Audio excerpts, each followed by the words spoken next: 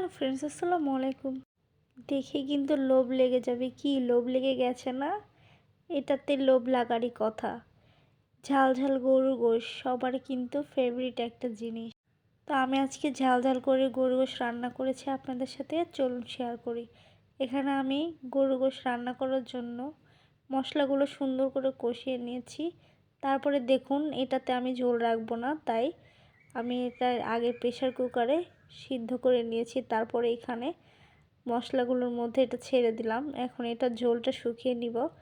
ঝোলটা শুকানো প্রায় শেষ হয়ে গিয়েছে। এখন দেখুন, এটার কালারটা কিন্তু অনেক সুন্দর বোঝা যাচ্ছে। আর এটার কালারটা অনেক ঝাল ঝাল দেখে ইয়াম্মি মনে হচ্ছে না? তারপরে এই তো ফাইনাল লুক গরুর গোশ। এভাবে ঝাল ঝাল করে রান্না করে খেতে কিন্তু অনেক মজা লাগবে। আমি এইভাবে ঝাল ঝাল করেই রান্না করেছি। তো এভাবে সবাই রান্না করবেন। আপনাদের সাথে শেয়ার করলাম। আল্লাহ হাফেজ।